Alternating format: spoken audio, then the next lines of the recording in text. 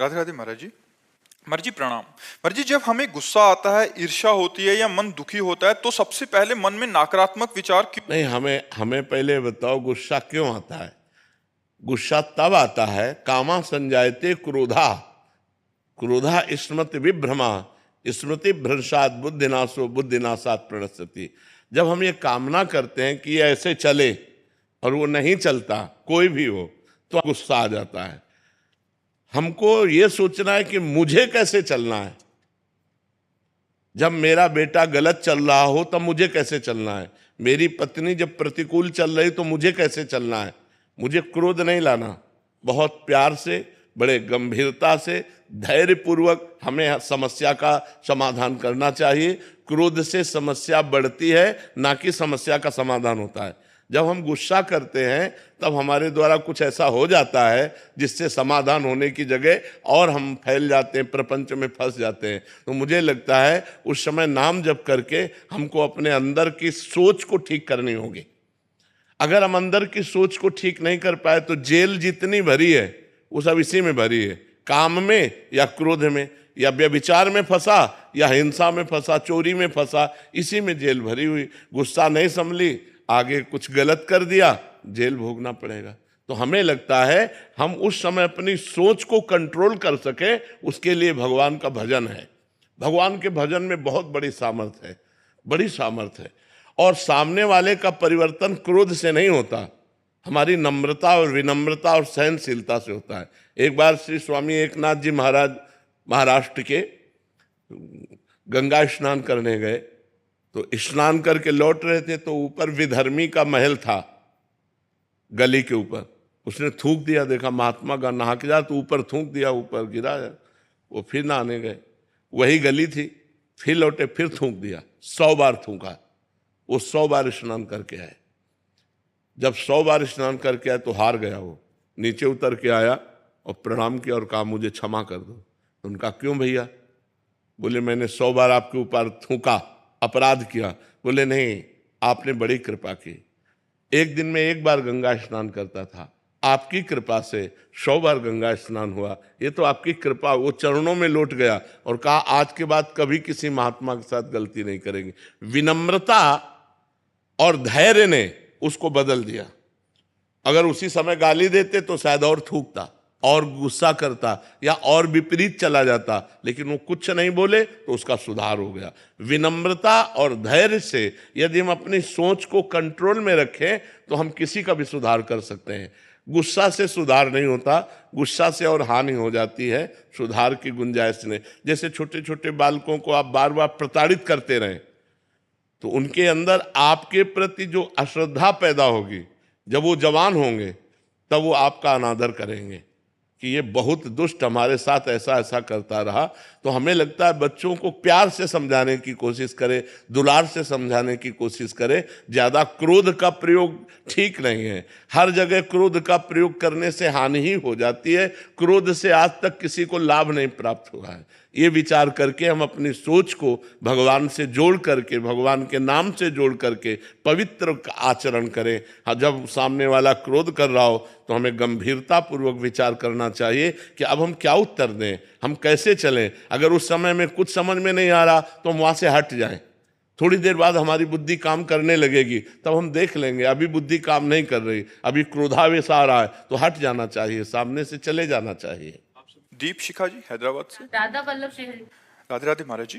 महाराज जी, वो स्थिति कब आती है जब ये निश्चित हो जाए कि अब हमारा पुनर्जन्म नहीं होगा, होगा तो भी किसी भक्त या धार्मिक स्थल के अंतर्गत ही होगा? जब हमारा संसार का चिंतन छूट जाए, हर श्वास प्रत्येक मिनट भगवान का चिंतन, और कोई चिंतन नहीं, कोई कामना नहीं, सकल कामना हीन जे राम भगति रसलीन। अब काम खत्म हो गया। जब कोई चाह नहीं, कोई चिंता नहीं, कोई मांग नहीं, संसार का चिंतन नहीं, निरंतर भगवान का चिंतन हो रहा है, अब उसका आवागमन खत्म हो गया। वो खुद अनुभव होने लगता है कि अब हमारा काम हो गया। और जब तक नाना प्रकार की चिंताएं, कामनाएं, वासनाएं हैं, तब तक बार बार जन्म, बार बार मरण होता रहेगा। पुनरपि जननम पुनरपि मरणम पुनरपि जननी जठरे शयनम। इसीलिए हमें मानव देह मिला है, हम ये चक्र को मिटा दें, आवागमन के इस चक्र को तोड़ दें भजन के प्रताप से। निरंतर जिसका भजन चलता है वो मुक्त हो जाता है।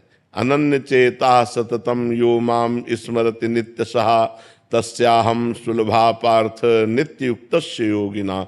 जो नित्य चित्त भगवान में लगाकर निरंतर चिंतन करता है, भगवान उसके लिए सुलभ हो जाते हैं, और भगवान मिल गए तो आवागमन मुक्त हो गया। विनोद जी छत्तीसगढ़ से। राधे राधे महाराज जी। गुरु जी, मोह माया से ध्यान भंग क्यों नहीं होता? मोह माया से ध्यान भंग तब होगा जब निर्मलता आवे। मलिन मन के कारण वो मन माया की तरफ ही जाता है। मना खष्टान इंद्रियाणी प्रकृति स्थान कर सती। प्रकृति माने माया ही होता है। मन 5 ज्ञानेंद्रियों के साथ माया में तब तक जाता रहेगा जब तक भगवान का नाम और मंत्र आप जाप नहीं करेंगे। जैसे पानी को कहीं भी छोड़ो वो नीचे ही जाएगा, अगर ऊपर चढ़ाना है तो यंत्र की आवश्यकता है, यंत्र की। ऐसे ही मन को कहीं भी छोड़ो तो माया में ही जाएगा, अगर उसे भगवान में लगाना है तो मंत्र की आवश्यकता है। खूब नाम और मंत्र जप करो तो मन माया की मलिनता से हटकर भगवान की निर्मलता की तरफ लगने लगेगा। जब तक भजन नहीं करोगे तब तक ऐसा नहीं हो सकता। हाँ। राहुल जी बेंगलोर से। श्री हरिवंश महाराज जी। महाराज जी, मेरे जीवन में सबसे जब कठिन समय था तो आपकी कृपा से महाराज जी, आपके उपदेशों ने मुझे बहुत साहस और धैर्य दिया, इसके लिए मैं बहुत बहुत आभारी हूँ। महाराज जी, मेरा एक प्रश्न है कि मैं नाम जप और भजन के पथ पर चलने का पूरा प्रयास करता हूँ, और मुझे पता है कि प्रतिकूलताएं आएंगी और हमें उन्हें सहते हुए आगे बढ़ना है, लेकिन फिर भी प्रतिकूलताओं और हतोत्साहित जब हो जाता हूँ, ऐसी स्थिति आती है, तो ऐसे समय में अपने को खुद को कैसे फोकस रखूं और प्रोत्साहित रखूं कि मतलब आगे का मार्ग प्रशस्त हो सके? देखो, जब हम, किसका प्रश्न है, जब हम भगवान से चित्त जोड़ देते हैं तो इस प्रश्न का उत्तर अपने आप मिल जाता है। ऐसा बल मिल जाता है कि हम उनको सह सकते हैं, क्योंकि हम भगवान से जब चित्त जोड़े हैं ना तो हमारा मन आनंदित रहता है। अगर मन आनंदित है तो हम विपत्तियों को रौंदते हुए निकल जाएंगे, अगर हमारा मन आनंदित नहीं है तो फिर हम गिर जाएंगे। और मन आनंदित होगा जब भगवान से जुड़ें। तो हम वही बात आपको सिखाना चाहते हैं कि भगवान से जुड़ो, गंदा आचरण मत करो, पाप मत करो, मांस मदिरा का सेवन मत करो, फिर देखो तुम्हारा चित्त कितना आनंदित रहता है। कोई व्यसन न हो और कोई पाप न हो, और थोड़ा भी भजन होगा तो आपका हृदय आनंदित रहेगा। आप पक्का समझो, भगवदा आनंद से ही हम इन विपत्तियों से लड़ सकते हैं, नहीं तो ऐसी ऐसी विपत्तियां पूछो मत। ये माया इतनी विचित्र है, पूछो मत। भोजन की थाली सामने आई और ढनक गए, कवल नहीं खा पाए। आराम से टहलते जा रहे, पीछे से टक्कर लगा, मर गए। हमारा कब शरीर छूट जाए, हमारा कब क्या घटना हो जाए, इस संसार में कहा नहीं जा सकता। इसलिए मालिक से जुड़े रहो। तो हम विपत्तियों पर तभी हावी हो सकते हैं, भारी पड़ सकते हैं, जब भगवान से जुड़े। नहीं, विपत्तियां हम पर भारी पड़ जाएंगी और हमको गिरा देंगी। आदमी जब निर्णय नहीं कर पाता ना विपत्तियों में, तो सुसाइड जो कर लेते हैं ना, वो विपत्तियों से निकलने का रास्ता सुसाइड सोच लेते हैं, जबकि भारी विपत्ति में फंसा देने वाला है। प्रेतियों ने मिलती है करने वाले को। तो हमारे ऊपर विपत्तियां भारी ना पड़े, इसलिए भगवान का नाम जप करें, भगवान से चित्त जोड़ें, और ये विश्वास करें कि आज दुख आया है तो हट जाएगा, कल हमारे सामने सुख भी आएगा। ऐसा नहीं है जैसे दिन आया है तो रात आएगी, हम तैयारी रखें। अगर रात आ गई है तो परेशान ना हो, दिन आने वाला है। दुख आया है तो सुख आएगा, सुख आया है तो दुख आएगा। ये क्रम चल रहा है, मनुष्य जीवन का क्रम है। हमको तैयार रहना चाहिए। जैसे हम रात्रि के लिए बिजली गई तो हम इन्वेटर की व्यवस्था करते हैं, जनरेटर की व्यवस्था करते हैं कि हम अंधेरे से व्याकुल ना हो। ऐसे ही दुख आने वाला है, हम नाम जप करें, दान पुण्य करें, तीर्थ स्नान करें, तीर्थ याटन करें, जिससे हमारे पास पुण्य हो और मैं उस पुण्य बल से विपत्ति को पार कर जाऊं। निहारिका द्विवेदी जी दिल्ली से। महाराज जी राधे राधे। महाराज जी मेरा प्रश्न है कि यद्यपि अत्यधिक भोगों की कामना ना भी हो तो भी कर्मों में कुशलता और सांसारिक रूप से योग्यता और सफलता की इच्छा बनी हुई है। अगर आप इस इच्छा को कर्मों में करने की कुशलता किसे कहते हैं?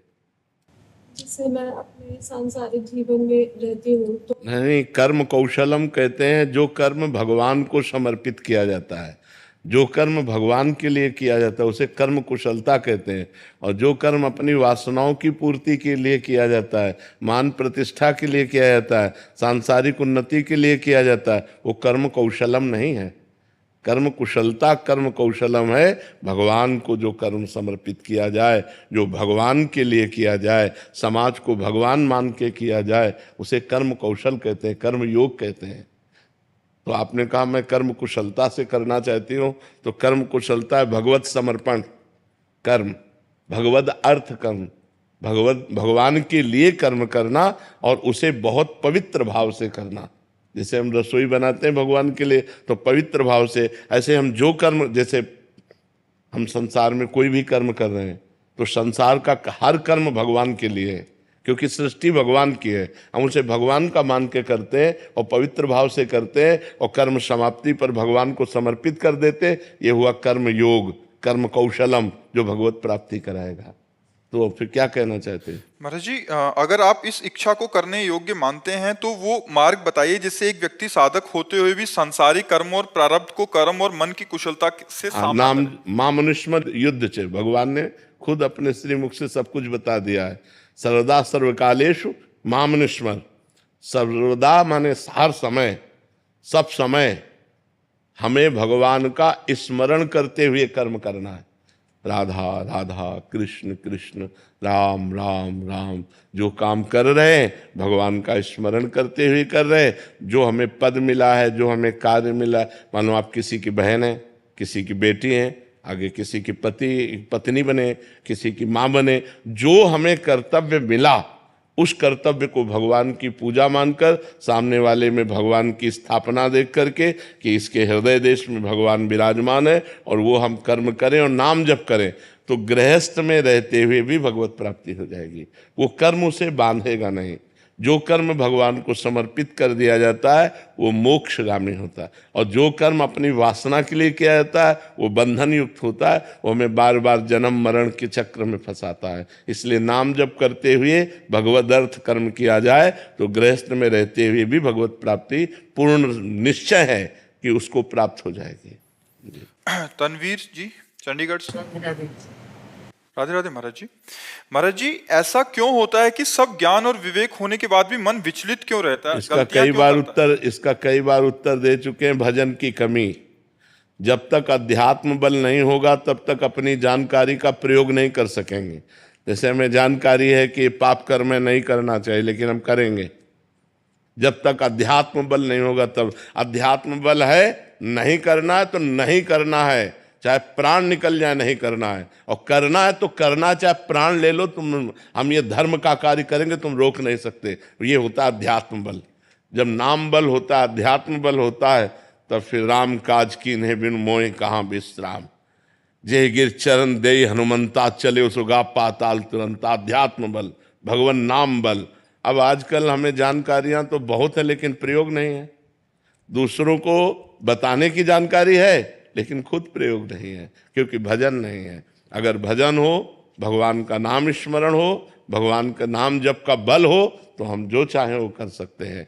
हम अपनी जानकारी का प्रयोग कर सकते हैं। बहुत जानकारी है, हर व्यक्ति को जानकारी है, और अपनी जानकारी का जो प्रयोग कर ले गया वही महात्मा, और जो अपनी जानकारी का प्रयोग न कर पाया वही दुरात्मा, गलत आचरणों में उतर जाता है। तो अपनी जानकारी का हम सही प्रयोग कर सकें, इसलिए मुझे अध्यात्म की आवश्यकता है। शास्त्र श्रवण, संत समागम, नाम जप, इसके द्वारा हमें अध्यात्म बल प्राप्त होगा।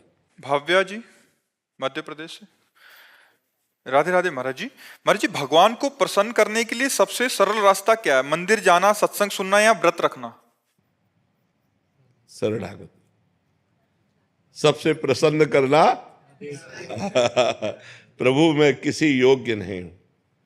भगवान स्वयं अपने श्री मुख से कहते हैं एकादशी स्कंद भागवत में, व्रतांश यज्ञ छंदांश तीर्था नियमा यमा यथा वरुंधेत सत्संगा सर्वसंगो पहो हिमाम मैं बड़े बड़े व्रत से वश में होने वाला नहीं, मैं बड़ी बड़ी यज्ञों से वश में होने वाला नहीं, मैं नियम संयम से वश में होने वाला नहीं। अगर मैं वश में होता हूँ तो साधु संग से होता हूँ। तो साधु संग क्या? भगवान की शरण। हे नाथ मैं जैसा हूं आपका हूं, यही भगवान को प्रसन्न करने का सबसे श्रेष्ठ उपाय है, क्योंकि हमारे पास और कुछ नहीं है। जैसे हम कहते हैं भगवान को भोग लगाएं, यार वो पूरी सृष्टि को पवाता है, हम उसको क्या भोग लगाएं। अब हम कहते हैं व्रत उपवास रहने, इतने से क्या होने वाला है। यज्ञ करे तो उन्हीं की वस्तुओं से, दी हुई वस्तुओं से यज्ञ कर रहे हैं। सबसे बढ़िया बात है भगवान की शरण होना। हे नाथ मैं आपका हूं, जैसा भी हूं पर आपका हूं। हमें ये दावा नहीं है कि मैं आपके लायक हूं, पर नाथ जैसा हूं आपका हूं। प्रभु मैं आपकी शरण में हूं। सबसे बढ़िया बात है। कोटि विप्र बदला गए जाहू, आए शरण तजो नहीं ताहू। भगवान का व्रत है। करोड़ों विप्रों को, ब्रह्म ऋषियों के मारने का पाप लगा हो, फिर भी भगवान की शरण में आ जाओ तो भगवान अपना लेते हैं। भगवान प्रसन्न होते हैं उनकी शरण में जाने से। भगवान की शरणागति। अब शरणागति कैसे हो? फिर उसके लिए है कि प्रथम भगति संतन कर संगा, दूसरे रतिमम कथा प्रसंगा, नवधा भक्ति हृदय में धारण करो तो आत्मसमर्पण हो जाएगा। श्रवणम कीर्तनम स्मरणम विष्णुर्पाद सेवनम अर्चनम वंदनम दास्यम सख्य आत्मनिवेदनम। आत्मनिवेदन का मतलब होता है समर्पण। नवधा भक्ति से आत्मनिवेदन प्राप्त हो जाता है। सुकल्प पटेल जी। महाराज जी, वर्षों से मिली असफलताओं के कारण मेरा जीवन दिशाहीन सा हो गया है। जो भी लेता हूँ गलत ही हो जाता है। इससे आत्मविश्वास डगमगा सा गया, भय दुख अनिद्रा बढ़ गई है। देखो, जब तक हमारे पूर्व पाप नष्ट नहीं होंगे तो हम कोई भी सफलता का कार्य करेंगे तो हमें असफलता में गिरा देंगे। हम बहुत सकारात्मक सोच रखना चाहेंगे, हमें नेगेटिव सोच में पहुंचा देंगे। यह है पाप का परिणाम। और पाप को नष्ट किए बिना हम सुखी नहीं हो सकते। इसलिए पाप नष्ट करने के लिए और भी उपाय हैं, जैसे तीर्थ याटन है, गंगा स्नान है, और भी है। लेकिन सही सटीक पाप की जड़ का नाश कर दे नाम है। नाम संकीर्तनम यस्य सर्व पाप प्रणाशनम। आधा घंटा नाम कीर्तन करो जोर जोर से, और चलते फिरते नाम जप करो, देखो सब पॉजिटिव हो जाएगा। हाँ, हम जो कह रहे हैं नाम कीर्तन करो पहले। भगवान विष्णु का भी 1000 नाम कीर्तन है शास्त्र, लेकिन आधा घंटा कोई नाम कीर्तन करो जो नाम प्रिय हो आपको। हरे कृष्ण श्री राम जय जय, जो भी राधा राधा राधा, खूब जोर जोर से भगवान नाम कीर्तन करो और चलते फिरते नाम जप करो। फिर देख लो आप उसका परिणाम, फिर आप खुद अनुभव करें। लेकिन लंबे समय तक 2-4 दिन किया और फिर पाप कर लिया, फिर 2-4 दिन किया पाप किया, वो बात नहीं है। पाप आचरण रोक करके लंबे समय तक करो तो तुम्हारे पाप नष्ट हो जाएंगे, सफलता हाथ लग जाएगी। सबको सफलता क्यों नहीं प्राप्त होती, सबको सुख प्राप्त क्यों नहीं होता, लेकिन सब लोग सुख के लिए ही कार्य करते और दुख क्यों प्राप्त होता है? उसका कारण पाप है। हम पाप कर्म वर्तमान में भी करते हैं और जो भूत में पाप कर्म किए हैं वो परिणाम में आ रहे हैं, इसलिए हम असफल हो रहे हैं, दुखी हो रहे हैं, चिंतित हो रहे हैं। नाम जप करो, बहुत आनंद प्राप्त होगा, बहुत आनंद। हम कह रहे हैं लोक परलोक के सब सुख आपको प्राप्त हो जाएंगे। आप डट के नाम जप तो करो। जैसे लोग कहते हैं कि नाम जप करने से क्या खाना मिल जाएगा, तुम खाना की बात क्या करते हो? अगर भगवान का नाम जप करो तो लोक परलोक सब जगह सुख प्राप्त होता है। जहां पाप नष्ट हुए तो सुख ही सुख घेर लेता है। और अगर भाई पाप कर्म करोगे तो पुण्य के प्रताप से ये मिल जरूर सकता है, लेकिन तुम्हारा नाश हो जाएगा। अंत में तुम्हारा नाश हो जाएगा। अंत में तुम जीरो पे होगे, कुछ तुम्हारे पास नहीं होगा। अगर नाम जप कर रहे हो, आज दुखी हो, चिंता मत करो, कल सुखी हो जाओ। हमको भोजन तक नहीं मिले 8-8 दिन, जो आज हम आपको प्रमाण दे रहे हैं कि हम गाड़ी पे चल रहे हैं, तो कल हमको भोजन नहीं मिला। सर्दी में ओढ़ने के लिए कंबल नहीं था, बोरा ओढ़ते थे, टाट समझते हैं ना, जिसमें गेहूं का आटा भरा जाता है, वो बोरा ओढ़कर सर्दी पार करते थे। और आज हम तो आपको क्या बताएं, जब आप समझ लो यही है तो क्या व्यवस्था नहीं होगी? हर व्यवस्था है, राजा बाबू की तरह भगवान रख रहे हैं। तो कल जो था वो जो दुख में था, उसमें हम धर्म को नहीं त्यागा, बड़ी कठिनाई से आगे बढ़ते रहे, तो आज वो बात आ गई जो लौकिक और पारलौकिक। ये तो सांसारिक सुख है, लेकिन भागवतिक सुख हम तुम्हें बता भी नहीं सकते कि कितना भगवान हमें आनंद देते हैं। इसलिए नाम जप करो, चिंता न करो, सफलता चरण चूमेगी यदि भगवान की शरण में हो और भगवान के आश्रित हो।